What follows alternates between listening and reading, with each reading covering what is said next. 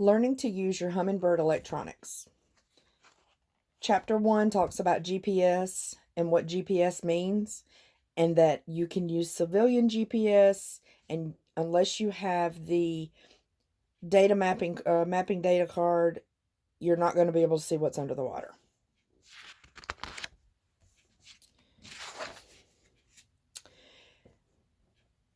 It also talks about mapping software. Humminbird has LakeMaster, which is a detailed mapping information about many bodies of water, including detailed contours and subsurface data, allows numerous benefits to anglers, including contour line density, depth highlight, shallow water highlight, and water level offset, among other features. LakeMaster Plus is a digital map card featuring the standard LakeMaster with additional aerial photography of high-definition lakes. Land structures such as docks and buildings are visible. User can choose between aerial only, land, aerial plus LakeMaster, and full aerial and contours overlay. Contour Elite is high-definition maps of LakeMaster with fishing algorithms of Smart Strike and allows for use on your PC. Anglers can use the software to target fish based on species, season, water, or weather conditions.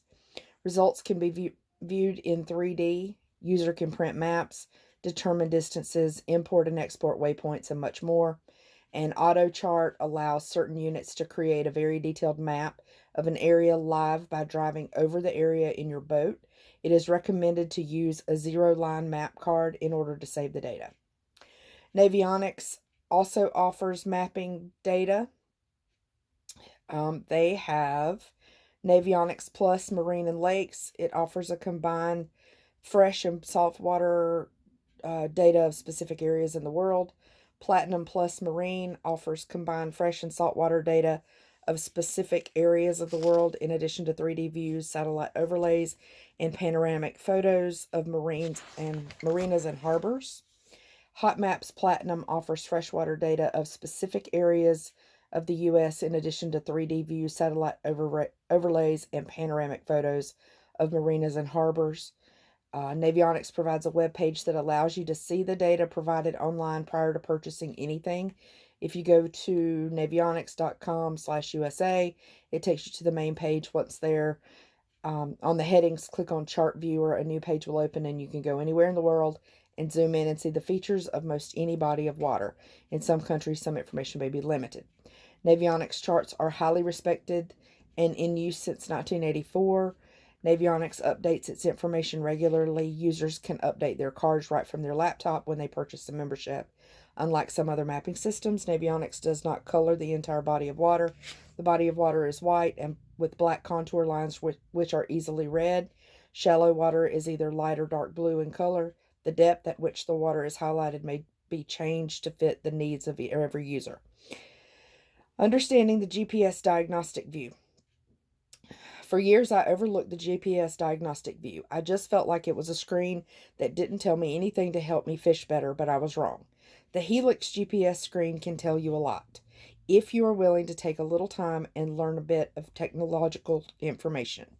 That was a mouthful.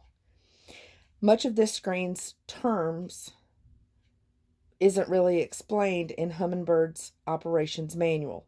The Helix GPS diagnostic view, which I will refer to as the GPS screen, is full of great information, but you have to decipher some of it. No complex mathematical formulas are required, just an understanding of some acronyms and their meanings.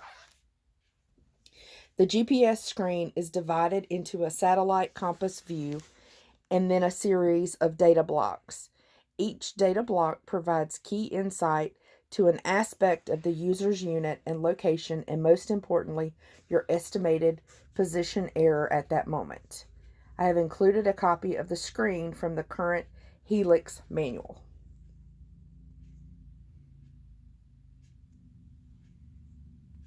That's on page 5. In the image, the satellites are positioned around a compass of your position. Orbiting satellites are shown with their identification number, a strength meter, and a color. The amount of color visible in the color bar is the strength of the signal. The actual color indicates its status. Yellow indicates the satellite is actively involved in determining your position. A gray color, teal is used with Solix, indicates that your helix is monitoring the satellite, but it is not involved in determining your global position. The more satellites that are actively being used and the farther apart in space they are, provides you better accuracy. Other key factors also play a part of your unit's accuracy. On the bottom left of the helix screen are the type of fix and the source, either internal or external GPS antenna. An enhanced fix means the unit is most likely using WAAS, Wide Area Augmentation System. WAAS was developed by the FAA to provide more precision for the aircraft during flight and when using instrument landing. WAAS uses ground-based stations in North America which measure small changes to the satellite signals. This information determines any deviations in signals, corrects it, and then sends it back into space to the satellites, which then send updated information every 5 seconds. In short, if your unit is using the enhanced fix type, you are getting improved signal data. Next is your current longitude and latitude location. And last on the left side of the screen is the date and time. On the right side of the GPS screen is a list of acronyms, which once understood is kind of cool to know and useful. HDOP, horizontal dilution of precision. This is the factor that influences the error in a GPS fix. It is a measure of geometry between satellites being tracked and your unit. Less than 1 is considered ideal. 2 to 3 is considered excellent. 2 to 5 is considered good. 5 to 10 is considered moderate. 10 to 20 is considered fair. And greater than 20 is considered poor. Here's the table. That's on page 6. Est-post error, estimated position error. This is the compound error that your unit believes exists at the moment. This is listed in feet. This number is subject to constant change as contributing factors change in the environment. It should be noted that this is only an estimated distance. A waypoint is a virtual marker that only exists on the screen of your GPS unit. When it is created, it had a degree of error in placement. When you return to it, your unit also has a degree of error. These two factors lead many to say that you return to an area and never a specific spot. Average CNO, average carrier to noise ratio. This number is based on a scale of 0 to 60 dB hertz. The lower the number, the less noise the unit detects, and the better your unit will lock onto satellite signals. The higher the number, the more noise present, and the less successful the unit is locking onto a satellite signal. Your improved accuracy occurs with less noise. Types of noise include other radio frequency transmissions, like radio, television, satellite, and other electromagnetic noise in the atmosphere. Top 4. In GPS positions, a position is valid only in the horizontal plane. Generally, this is a position computed from only 3 satellites, meaning that some factor must be constrained to make the solution valid. A typical method of permitting each solutions to be computed is to assume a 4th satellite located at the center of the Earth, whose pseudo-range is equal to the local radius of the Earth plus the assumed altitude. I am unable to find any indication of what a low or high number value would indicate in relation to either a good or bad factor. Definition courtesy of Inventec Systems. Speed. The boat's speed at the time. Duh. COG. Course over ground.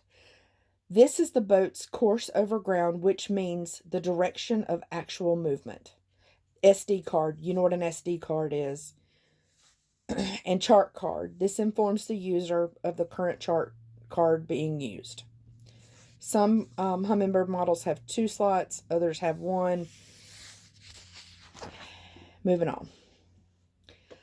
While there is a lot of information presented on this screen, we really only need a few key pieces to get the best results. It is recommended to use a mapping system like LakeMaster or Navionics, which is preferred over the base maps. Here are some bullet points. Notice the number and strength of the satellite signals. Make sure that your unit is using an enhanced fix.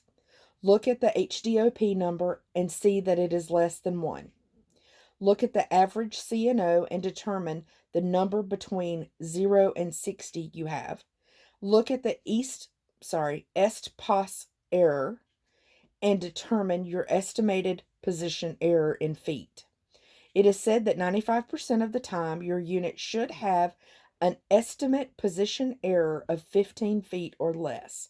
If at various times you feel your unit is not performing to that distance, you may want to consider an external antenna or relocating or evaluating your external antenna. If you have done everything possible to ensure that your unit/antenna has an uninterrupted visibility to the sky, then the error you have is the error you have to live with.